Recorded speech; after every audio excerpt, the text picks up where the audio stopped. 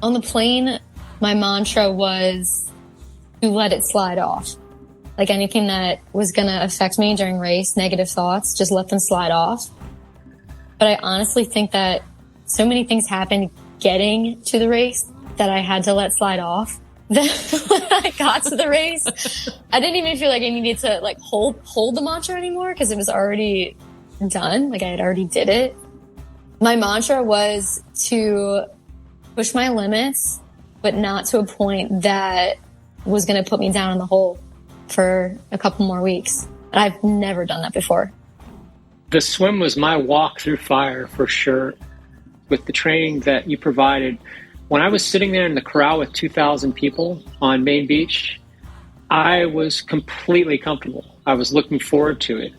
You know, in general, life is about facing challenges, and coaching is an effective way to deal with that. I've learned to succeed in life, to be happy, it's next challenge faced.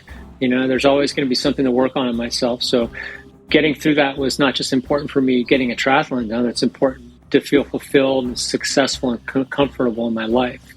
So it's the framework for me for contentment, happiness, and fulfillment. And that's what swimming was. That was what was my fire walk for this last year.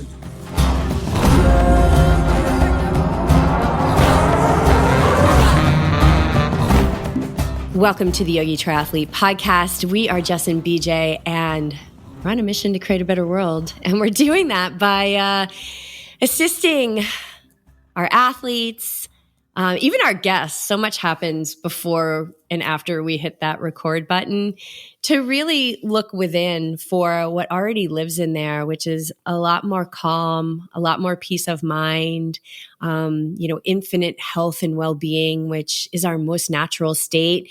And we believe that if we can all do that, even if it's just one conscious breath a day, that we'll all begin moving through the world in a way that has more ease within our moments, because life is literally just a series of moments sewn together. And the more of those that we can pay attention to, the more we will realize what is already here for us.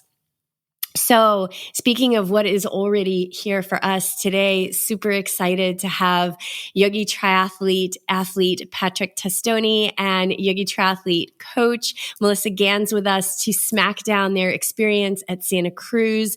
We're so grateful that they carved out this time for us today, so we can smack it down. What do you think, Beach? Psyched to be here? I'm super psyched. Yeah, I want to hear. I can't wait to hear it. I kind of know your experiences, but I want the world to know what you guys experienced on race day for so many different reasons. You were both in different spots coming into this. But first, who are you? Let's start with who you are and how you came to be with Yogi Triathlete. We'll start with you, Patrick. Hey, everybody. Thanks for having me. Patrick Testoni. How did I come to be Yogi Triathlete? It's kind of a long story, but a short story. I've been vegan now for 4 years and vegetarian before. But the pandemic had a lot to do with how I'm here today, because I was not a triathlete. I was a basketball player and a runner. And when the pandemic happened, basketball was not an option for me. And I started cycling. I had friends who were cyclists, and just really got into cycling and hanging out with other cyclists. And what happened is I started running and I started biking, and I started talking about doing a triathlon without actually swimming. And at some point what happened is, I believe in getting coaching. I get performance coaching, coaching in a lot of areas of my life. And I simply did a search on vegan, plant-based triathlon coaching. And Yogi Triathlete popped up, and I reached out, and BJ and I had a conversation. And that's when my journey started, which I thought was a triathlon journey, but it really turned into a swimming journey for me, because I spent a lot of time in the pool. This was in October. Actually, the Santa Cruz triathlon was occurring, I think, the week after we talked, and I got invited by BJ to come down. I met the team, and I made a decision to start on that journey. And I live on the course, and so my journey was to race it. And so I'm a full-time, white collar worker who just started really enjoying triathlete training. That's the big story. So that's how I ended up here, and random set of occurrences in a Google search. I love it. And I don't believe there is anything random, but yeah, I remember you coming last year and meeting us for coffee and meeting the team. And it was just awesome. You felt like you fell right in line with everything we were doing. Of course, the test is always when someone shows up to coffee and we're like, pick a medicine card, which we then did again this year. And you were right on top of it. So yeah, so good to have you with us. And it was amazing to see you race. And as somebody who raced last year, I remember you being on the bike course, and I spent the last year wanting to repay that favor. So it was wonderful. So wonderful to have you. Thank you so much. And so great to have you on the team. Melissa, give us a little 411 on you for those who maybe don't know that you are one of our incredible coaches here. Justin Beach, thanks for having me. Always excited to be on the show. And excited to rehash the race. I've had a lot of time to digest, so it's always good to come back a week later and chat about it. I also came upon YogiTriathlete by complete happenstance. Similar to Patrick, I was not a triathlete. I was a runner, but I had never cycled or swam before. And I'm now a running coach and a triathlon coach with the team. So a lot has unfolded the past 4 years now. During COVID, I was furloughed from work and I had a lot of free time. I was doing a lot of yoga and running. And on my runs, I was listening to podcasts. So I always had suggested podcasts come up on Spotify. I was following some yogi podcasts and you guys popped up. I started listening and I totally fell in love with the show. I did the binge. I went on the Costa Rica trip 2 years ago and Jess and I connected there. So I actually took time off of triathlon right after Costa Rica because I had been sick for a few months. And then during that time, for fun, I had been coaching a handful of friends through some half marathons and longer distance races. And then I threw up an Instagram post, hey, looking for athletes for the spring. If anyone's interested, give me a shout. And to my surprise, Jess reached out and said, hey, we're interested. You want to be our coach? So I just had a really awesome chat with them in the car. I'll never forget it. It was super emotional and I was so grateful for the way things were unfolding. But here I am. I'm super happy to be here. Yeah, you're such a great addition to the team. So don't go anywhere. Stay with us. You have an incredible potential ahead, and so do all the athletes that coach with you. All right, let's dig in. Let's dig in. Yeah, let's dig. Patrick, you talked about, and I want to hear your race experiences, and we're going to do that through. I don't think we're going to go through each leg, but we'll talk about things that I think not only were a moment of growth for you, but also our listeners can pull away and say, well, maybe I can resonate with that, and that really connects with me, and maybe I can do this too. The swim. What was your journey like preparing for this race? Maybe some thoughts swirling around possibility of it being really challenging, and then how you set yourself up for the success that you had on race day. Yeah, the swim was my walk through fire for sure. I struggled to swim 100 yards in October last year. I learned not how to drown as a kid, and I taken some lessons about 10, 15 years ago in the pool, but it never really stuck. And so I was concerned, about doing a triathlon. And then, through, what I really enjoyed about getting coaching, and thank you for the coaching, BJ, is I didn't have to think about it. I just show up and do. And so I want to walk through the journey too. So October to December was about forcing myself to go to the pool. I had a lot of intimidation about even showing up, and circle swimming, sharing a lane with someone. These were all hurdles that just built up over time. Having the tools, the drills, and and the toys, the swim, snorkel, and all this, like, it built my confidence. Having that conversation through you via text helped me to let you know where I was at and how I was feeling. I really appreciate not just like the technical feedback, but finding out where I was at, being able to share and work through those things. And then, honestly, like, I became a better swimmer to the point where it's like, oh, I can maybe actually do this. And I also got to experience the benefits too of how the swimming and the cycling were feeding my running. I was always hesitant to give up my running because I really enjoyed it. It kept me in good shape. But it was the pounding was beating me up. So long story short, by the time August hit, it was about the open water swimming. And so I had some, PTSD around the ocean. I'd always been in it, but I always still deal with it tentatively because I've been caught in break zones. I had almost a drowning experience in Tahoe when I first moved to California. And so that stuff started coming up again. And so probably the biggest challenge that I faced was I was swimming in the pool, I was running, I was biking, and I had to get down to that beach and get into that water. And so I remember August, I was talking to you, I was talking to my brother going, I just got to get in there. And there was a group here swimming, and I still wasn't comfortable, but I was able to figure out a way to do it, So I was able to, eventually use fins the first couple times, get out there, feel comfortable, and then get around that wharf because I live on the course. And so I remember one day I wasn't even going to do the wharf, and there was a paddler there with the group, and he's like, "You're going?" And I was like, "I guess I am." And I just did, right? But all the training too, and like I remember the pranayama before, the breath work, the visualization. I put some weight onto it, but the end of the story was with the training that you provided. When I was sitting there in the corral with 2,000 people on Main Beach, I was completely comfortable. I was looking forward to it. I wasn't impatient. I wasn't concerned. And, because I had gotten the information from you through the training, but I also done the work and I felt completely prepared.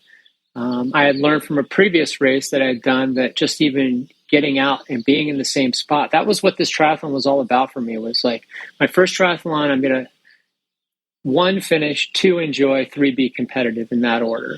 And so as simple as it was for me, just knowing the course just made it that much easier. So it's a long answer, but I felt like I really want to convey that because I was an aspiring triathlete who wasn't going to pursue it because of the swim. And the day it happened, I showed up and I was completely comfortable and I enjoyed the swim discipline the most.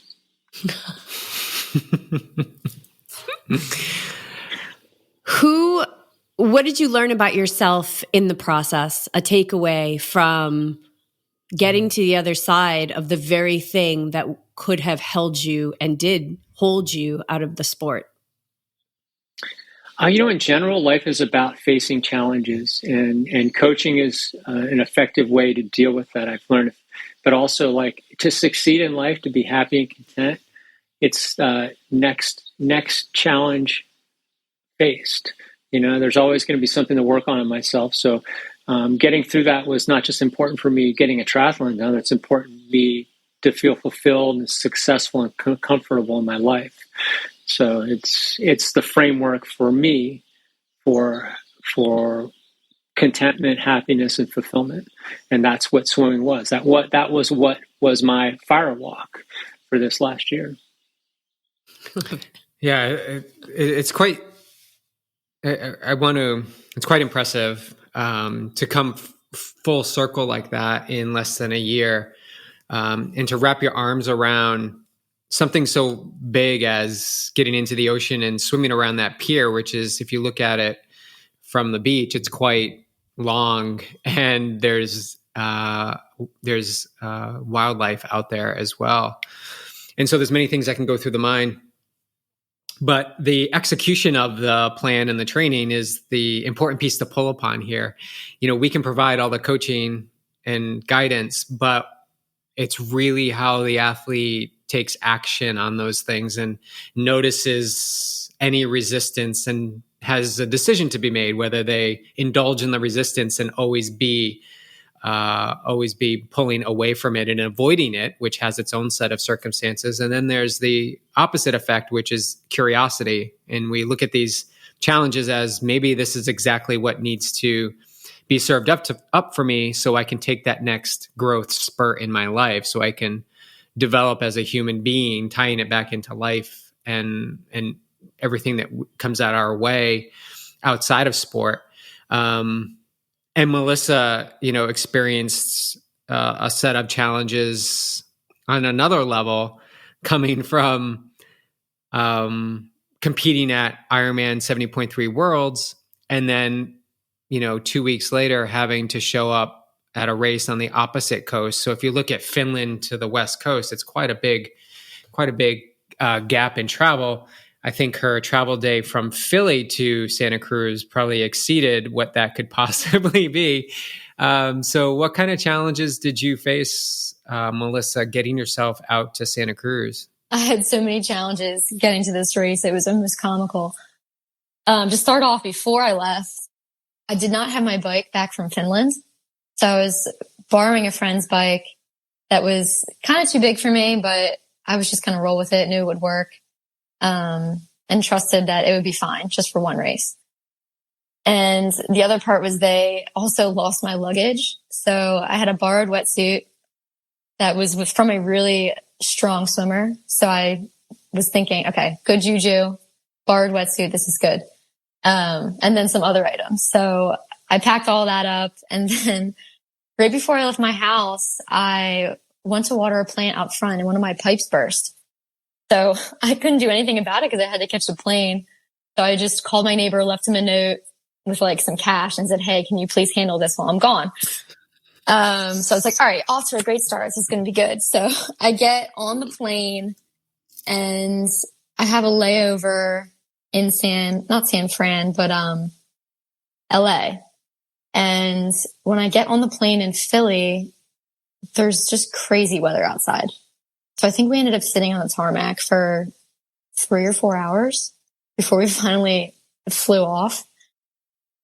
And by that point, I knew I was going to miss my connection to San Fran, which is where I was flying into. So yeah, got super late, flew into LA finally. I was fortunate enough, my brother actually lives there. So I was able to stay with him because he's in Philly. So we had a bed open for me to stay in. So, just so happy that I had somewhere to stay because the airline did not provide a hotel for anyone because it was weather related.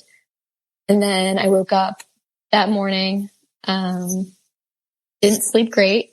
And, leading up to a race, you have all these thoughts, I want to sleep super well. I want to feel recovered, rested. I was already kind of fatigued from Finland. My body hadn't totally bounced back yet. So that was another thing that was kind of going through my mind. When I finally flew from LA to San Fran, I waited in line for my rental car for probably 90 minutes. And when I finally made it to the front desk, they told me they ran out of cars. Like I was like the person that reached the desk that ran out of cars.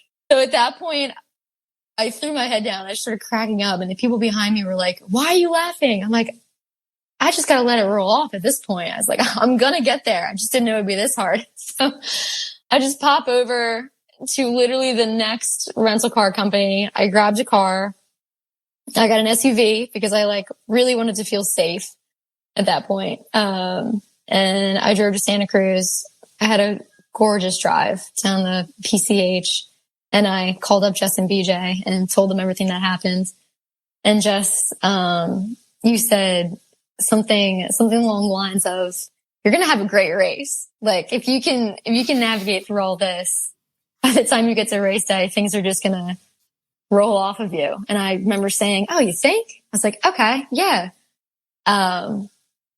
Yeah. And then that night, this is the last thing. That night, I was getting constant calls from American telling me my bike from Finland had been delivered. So they were keeping me up all night. And then this was 2 nights before the race at this point. So more interrupted sleep, more mind games. But you know what? I felt great the day before the race, despite everything. I was so happy to be there. Santa Cruz is amazing. I feel like I had lived there before. Like I was just right at home in that place. And then I did have a great race. It wasn't my PR or best performance, but the way I responded to everything and the way I did race mentally, I think was my strongest. I was just so happy to be out there. You called us, I think, on Friday you were making your way down. You were like, I'm on the PCH and I'm lying in a field and I'm eating rice. And you were just like, you had landed and you were just soaking in the nature. And we had been in touch with you, you know, throughout those days. We knew your travel was like insane. And also your bike didn't make it to San Francisco. Oh yes. I forgot about that. Yeah. There was the whole bike that you were going to race on. And I think, I know what BJ and I observed of you is something that I think few people, really a lot of people, but few can really be a leader when nobody's looking, can really walk the talk when nobody's looking. You know, that those people in line they didn't know you. You could have just freaked out and kicked the desk. But what I observed is that you were walking the talk. You were doing everything that you would guide your athletes to do. You were doing everything that BJ and I were guiding you to do. And to me, like, that was just an amazing confirmation of, bringing you on board here with YogiTriathlete. But what I was feeling was like you were getting all this stuff out of the way. You were burning, like I love Patrick's term, you know, your fire walk. You were getting that all out of the way. So there was no way you weren't going to have an amazing race day just to finally get on that starting line, knowing that there was no more airplanes or phone calls or waiting for bikes to happen. So that was fantastic. All right, we're going to swing back over to Patrick. We want to talk about the bike. How did that bike portion go for you during the race? Did you have any goals for that? My main goal was I knew I was going to hit a PR in every discipline, so it's just like have fun, right? The last time I had done a triathlon, the bike was a challenge because I had just gotten clips and I fell a couple times for lack of preparation, but I felt comfortable. Probably the biggest challenge was like running with frozen feet from the beach to the transition area. And just, like the thing about the bike discipline that I felt really good about it. I felt well prepared. I had done the route, but it's the one part of the ride where you relying on a piece of equipment, right? So I had spent some time making sure my bike was tuned up.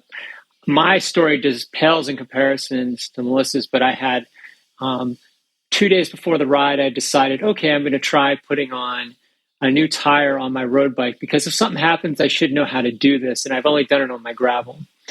So aero bikes I have an aero bike, very aerodynamic. They have very wide tires. And so while I was changing the tire, I had my bike upside down because that's what I would typically do. My bike fell and I replaced the tire and the tire inflated, but the next morning was flat. So I took it into the bike shop. This is, mind you, the Thursday before the race. And it turns out I had broken my derailleur hanger, which was a custom part from Canyon. And of course I was called Canyon and I was 15 minutes late to get the part delivered on time and no one had the part and it's not replaceable. So this was very small in comparison, but I was like, oh, here we are. Here's my challenge. As the saying says, let go or be dragged. And I tried to let go. And so I reached out to BJ. I reached out to some friends of mine who rode.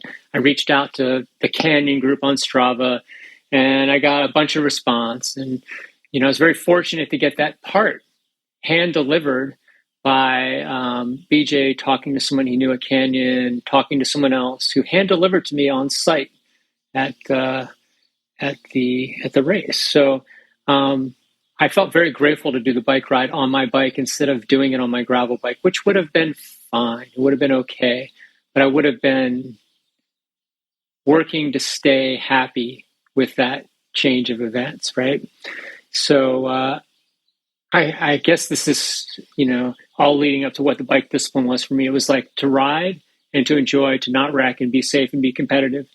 I was worried about being cold, but the honest truth is, like, you put me in a competitive environment and I'm not like going to go over the top, but my adrenaline was the warm blanket. Since I'm a slow swimmer, I had started the race at 7:40. 40 minutes later, I was in the back third, which as a runner, I enjoy the same thing because I just like passing people. It's good for me emotionally. So I got to pass a lot of people on the ride and the run. And so, not that I'm super fast in the bike, but just compared to where I was queued up for the swim, I was going to probably, get past people who were slower than the bike on me. And it went great. All the nutrition planning, once again, all the small things that, BJ helped me with were really helpful. I'd already knew what my nutrition plan was. I had everything organized. I knew, since I had done the race, I knew where and when I was going to drink and eat. And I had already down to that nut and bolt level, had that down. There's a couple big hills, and I knew how to power through those and was able to pass a lot of people because honestly, like, I knew that was the last big hill. I kind of knew the rhythm of the course. And so it was great. I really enjoyed it. I learned a lot about, how, as much as I planned, what I learned from overall in this race, particularly the bike and the run, was around how to manage my body for such a long endurance race. Because I started having never had anything cramping, but I had what I call pre-cramping in my quads. And so I was like, okay, I need to focus on this. But from an emotional level and a race level, my transition's not super efficient, but the ride was amazing. I thought I hit the top end of my expectation on the ride. I enjoyed it. It's a beautiful course. It's one of the most beautiful parts of the course, and it was good to be able to be on that. Like the other thing about the Ironman that I hadn't experienced in my previous triathlon was just the amount of people. I did not expect that road to be that packed with people. But once again, being in the back of the queue, working my way up, I was kind of working through the masses. So, but honestly, and I'll finish with this. Like, I looked at this race and I was like, all right, the swim's going to be the biggest challenge. The bike's going to be the second biggest challenge. I'm a runner. I got the run. By the time race day came, I was like, I'm a great runner, but that is so physically demanding. That was the part I knew was going to be the challenge. And it probably was the biggest challenge of the whole race, even though I did really well because of the impact on the body and the mind at that point. But loved it, got in and out of transition really well, no wrecks, felt good, just like felt well prepared. I mean, I could have probably done this on my own, but like the coaching I just felt like I was, as well prepared as I could be. Melissa, what was your bike like on a new bike? I had some challenges. It was much too big for me. I was an aero, but my body was like dropped forward. So I was comfortable, I would say, until maybe 30 miles in. And then I got to the point where my body was so far down in aero that it hurt to even lift my neck up.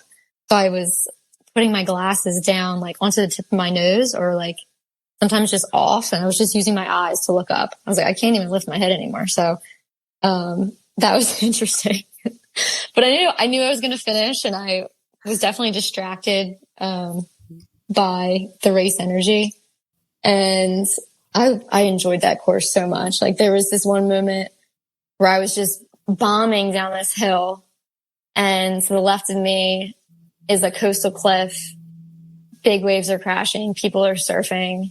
And I just start yelling. I'm pretty sure the person next to me, I probably scared them, but I was so happy out there. I don't ever ride that kind of terrain. I mean, I'm on the East Coast. I ride back roads and they're beautiful. But I've always loved the beach. I grew up going to the beach. So it kind of had a special place for me being out there. My bike performance was pretty good given it wasn't my bike and I had the neck issue. I was a little fatigued from Finland. I noticed I didn't have that like extra oomph, mostly when I was climbing. But yeah, I felt pretty strong and steady throughout. It was good. How did the discomfort on the bike, did any of that negatively translate to your run? And how did the run feel? Or did you just kind of forget about it? You racked it and let it all go? I racked it and I was so relieved to run. And I did not bring my fast shoes. I brought my comfy shoes.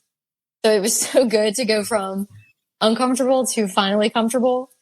And starting out on the run, the sun wasn't even out yet. So it was kind of still cloudy. Temperature was high 60s or so, which, oh my gosh, perfect running weather. So the first 5 miles of the run, I was pumped. I was ready to go. The last 5 is always a different story. We know how that goes. But for the most part, the run, it felt pretty good. Did you have a mantra or anything? I did. You know what? My mantra, it changed. On the plane going to the trip, my mantra was to let it slide off. Like anything that was going to affect me during race, negative thoughts, just let them slide off. But I honestly think that so many things happened getting to the race that I had to let slide off. Then when I got to the race, I didn't even feel like I needed to like hold the mantra anymore because it was already done. Like I had already did it. My mantra was to push my limits, but not to a point that was going to put me down in the hole for a couple more weeks. And I've never done that before. I didn't wear my heart rate monitor because I have noticed that when I do wear it, I look at it.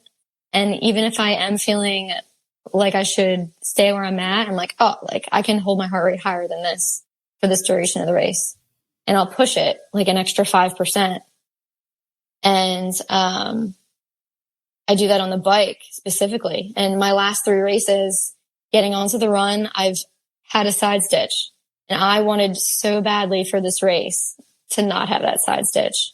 So I knew if I didn't wear my heart rate monitor, completely listened to my body and wasn't staring at anything, that I was going to have a better run. I hoped. And it worked. I had a great run. I had no side stitch for the first time this year. Did you, that's amazing. That's awesome. But I also think you notice what's happening. You take an audit of what's going on in races and you really get focused in on, well, what's not working well, and really take action to take some steps. I know we talked about it to kind of switch things up, and like not wearing a heart rate monitor can get the awareness away from trying to have to push all the time and actually tap into how you feel in that moment, which is 100% present moment awareness, where you have all that capacity to use to your advantage, versus something trying to pull your attention away. Did you take it out easy? I know you had talked about taking it out easy for the first bit. Did you end up doing that? Because when I saw you, I think I saw you at mile 3, 4-ish. You were on your way. We were along the coast. And I was headed in, you were headed out. You looked pretty happy. I was happy. Did you mean take my heart rate monitor out easily? Like that action? No, your effort. Oh, it was not a challenge. I also want to mention, I would have worn my heart rate monitor, but I didn't have any of my luggage back from Finland, so I didn't have it. But that was meant to be, obviously. But I mean, it always works that way. But I was like, oh, if I don't have it, guess this is my race where I don't wear it. It was easy for me to hold back because I honestly wanted to. Like I went in kind of tired, and I had the fire, but it wasn't this like blazing bonfire that I usually have. It was just kind of like this steady flame. I was like, okay, I'm just going to go with the steady flame. Like that's where my body is. No big bonfire to burn today. Patrick, tell us about the finish line, your second triathlon, first Ironman event, 70.3 in the books. Because I caught some photos of you coming around the finish line. You just looked amazing. How did all that feel leading into that, knowing like, oh my gosh, it's right here. Like I'm going to do this. Oh, it felt great. I was happy to get there. I felt like I had trained up to my limit, and I was didn't feel like I was going like in hurting, but it was like, oh, here we are. I accomplished something I had kind of dreamed about a year ago, right?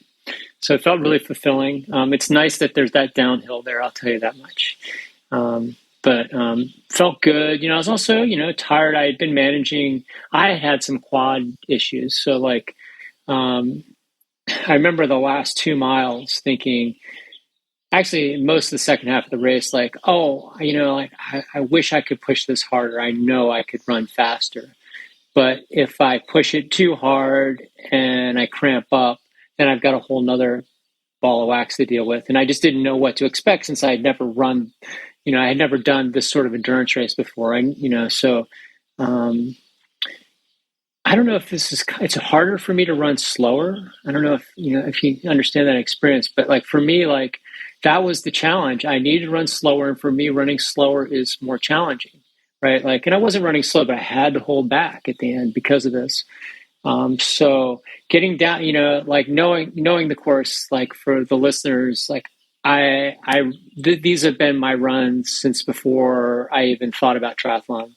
I've been running for 20 years on this bike path, and so I had the advantage of kind of knowing where I was at, but it's also not in an Ironman 70.3. And even though I had done an Olympic before, this is like a whole new thing. So getting there, seeing the Dream Inn, the hotel there, knowing the downhill's coming, and it was just kind of like I get back to my original thing, like just that fulfillment, like, okay, like I'm fulfilling my purpose in life. I'm conquering challenges, and just for me, I just feel so good afterwards. It's like, really fulfilling, even though I'm kind of feeling a little pain, feeling a little soreness. I just was stoked, honestly. I was in a good mood. I was a little tight in body, but like, internally I'm even feeling more emotion, but also glad to be done at the same time and looking forward to that food afterwards, that honeybee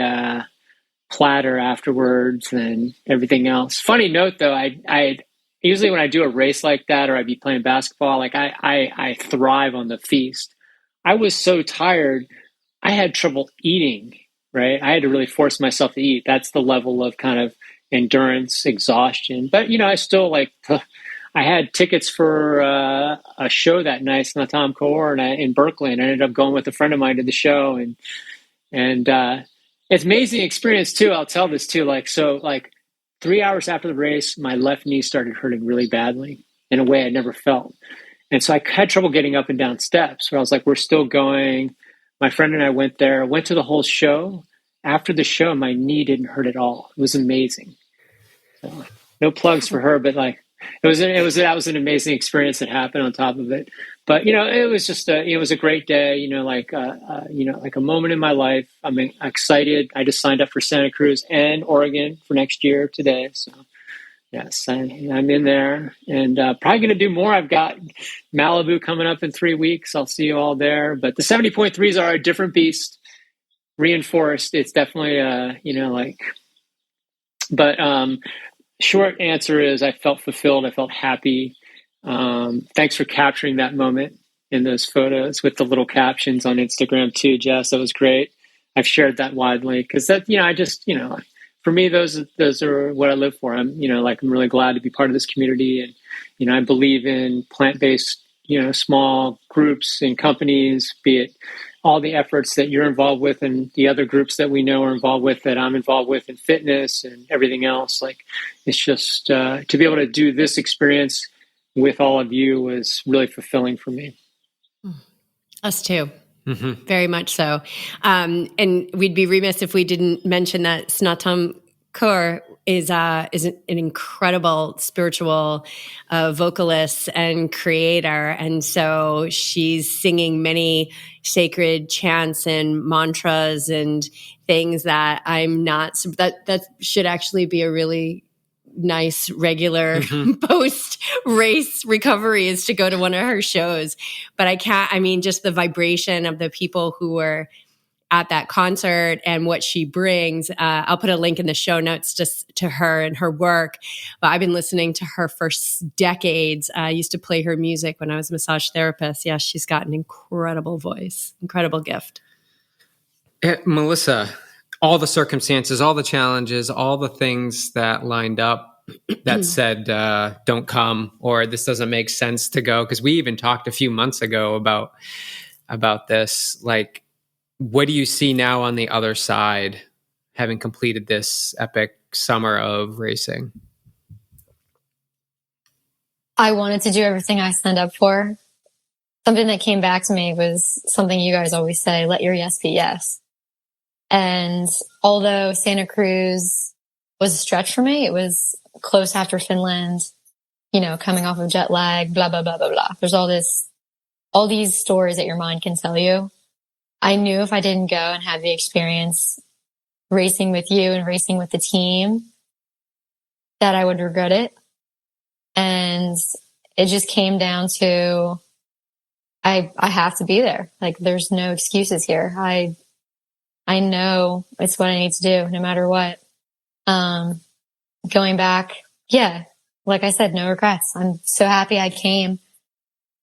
It actually opened up a door to me about even, thinking about like living there. On the way home, I didn't even tell you guys this. I stopped in some of the mountain towns just to look at like what the towns and houses were like away from the beach, because they're a little bit more affordable.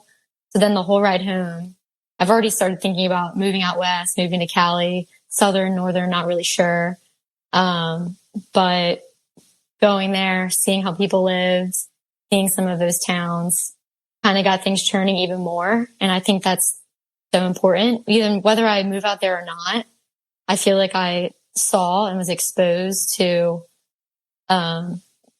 so many different experiences, and just, travel is like what grows you. So any chance I have to travel for a race, and especially it's to fly out and race with you guys, I 100% wanted to be there. I think you just shared this sense of, or this commitment to, you got to go have experiences in life. And I think it might be Bob Proctor who says the only limits in our life are the limits in our mind. So if you had a belief about living out west that was holding you, you were tossing and toying with it, well, you actually had an experience to go out there and see what it's like firsthand. And you only got a little small taste of what it's like, but at least it creates and nurtures that desire that there's something more. And I think as humans, we sort of temper that a little bit for the sake of safety and comfort and what's known. But when we begin to explore things that are a little unknown or a little bit out of the box, per se, of what people perceive or what we perceive should be the way, we start to open up this curiosity of, I don't know what's in store for me, but there's something coming that's going to be magnificent. And I need to pursue this all the way to the end to find out. And for me, it's like, it's so fulfilling to see both of you step forward in your own ways, in your challenges, to just simply notice the resistance, notice the discussion and the mind chatter, and yet still move forward, even with all that swirly energy inside. And you both are shining examples of what it's like to get to the other side and to experience joy. You both experience joy and satisfaction. So thank you both for sharing that. It's really at the essence of what Yogi Triathlete stands for. It's that awake and ready life.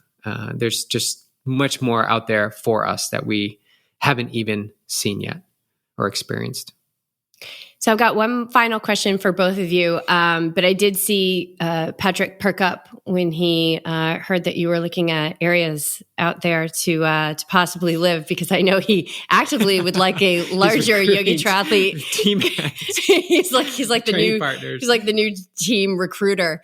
He is looking to grow the Yogi Triathlete community up in that area so he can have some training partners. But I'll throw this question to you, and of course, if you have anything to say on that, Patrick, go ahead, please. What if somebody is thinking about signing up for this? What would you want them to know about this race? First of all, Melissa, would love to have you in Santa Cruz. That'd be awesome. Second thing is, key, I need to bring this up. Like you mentioned that spot where you saw the surfers off to the right and the mountains on the left. As I was going through that spot, I had a moment there too. So it was so affirming to hear that you had that similar moment, because I know exactly what you're talking about, because people were surfing, and I thought about you, and I was like, oh, I hope she's experiencing this. So with that being said, I think what you both have brought to this was a really good fit for me, because I could have probably prepared for this race without coaching and done it on my own. But it was so good to meet both of you and find out that the coaching was in alignment with what was going on in my life about how I approach everything. So with the asanas, the yoga flows, the pranayama, the breathing, this isn't just a physical exercise. This is a spiritual and emotional journey. And that was emphasized in the workouts I got. The daily meditation, which wasn't just there as a placeholder in my training peaks. It was actually something that BJ was following up with me consistently on to make sure I was doing. It's a holistic approach to triathlon, not just as a sport to be competitive, but also as just like a passion. So what I got out of Yoga Triathlete was an experienced triathlete giving me advice, someone who's an age group, elite age group athlete like myself. So I thought that was a value as well. Because I knew I was like, I'm not too old to be doing this, right? I was like, he's doing it. There's no reason I can't be doing this. But also, getting the yoga workouts, the stretching, just the little questions, like being hands-on, any questions I had, getting responses on. It's so important. Like I didn't value coaching enough until I met a friend of mine, and she's an entrepreneur. She does really well, and she was big on coaching. And it's like, yeah, you can do it on your own, but any decision you can outsource to someone who's professional or a specialist in that area, you should do. It allows you to excel in other areas of your life. And so that fit great, BJ, for the information you're giving back to me. Questions as simple as like, how does my layout look for my transition, right? To what shoes should I buy? What kind of bike I should get? When should I buy a bike? Is this appropriate? What should I eat before the race? Small decision, but huge for me. So I appreciate the responsiveness that you provide to me. I think it was well worth the investment, and I'll continue to invest in it, because like I didn't just, because I'm not going to win my age group. I came in 50% of my age group, but it blew me away how amazing people are in shape, right? But I was able to enjoy the experience so fully and felt so well prepared. I mean, the biggest thing to explain is like my biggest fear was swimming, and I was out there like totally basking in the moment, enjoying it, excited to get into the water, right? How does that happen? Well, it happens through good coaching, and you both provided a program that I fully support, and gave me like a ton. Just like it just resounded like find good partners and get coached, and so highly recommend it. Highly recommend your program. I do to other people around me, because it was a perfect fit for me. So thank you very much. Yeah, we also agree with the importance of coaching. We have a guide that we work with and have for, over a decade. I've worked with my mindfulness coach and meditation teacher every other week for 12 years. And, and I've always had a coach, just so happens that BJ is my coach, but having that, that pit crew of people and, behind the scenes, BJ and I are collaborating, on all the athletes and their plans and how to best serve. So I love that. I think that's a great piece of advice, to really, you can do it alone, but man, when you have the power of a community, behind you, and then also the specialty of a coach, I think it lifts so much. For me as an athlete, it lifts so much off my shoulders, and I can just execute. Melissa, how about you? What would you either guide one of your athletes who wants to do this, or just anyone? What would you want them to know about, endeavoring this course? I would want them to know, yes, triathlon is a super physical sport, but with this race, with any race, and what Yoga Triathlete really promotes with the mindset training is going to completely shift your relationship with triathlon. I can even speak firsthand on this. I had been training outside of you guys for 2 years. And my relationship since I've been coaching and have gotten guidance from BJ and you, Jess, has completely changed. I don't beat myself up out there. Like I used to be really judgmental on myself about times, just like catching up to the person in front of me, just all ego talk. But I don't have too much of that anymore. It's all more so about personal bests and watching my mind during the course. That's more important to me because I think that is what translates into your life. Like if you can watch your mind on race day and see where it navigates and reel yourself back in and bring yourself back to a state of peace and love for what you're doing and gratitude. That's what it's about. Like that's what we all want. We want peace.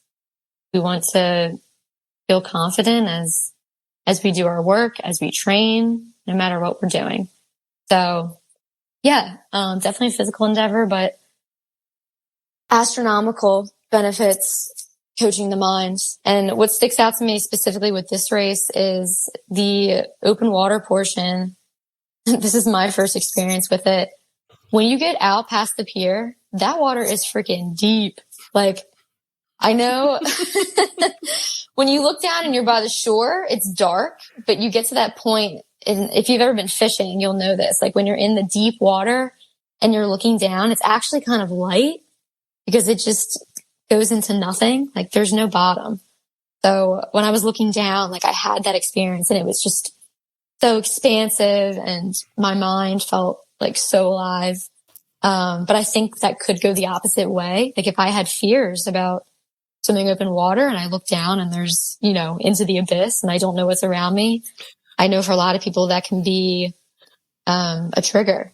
And I do think I was able to stay calm out there just because I do the mindset stuff. I do all the breathing exercises before. I'm meditating every morning.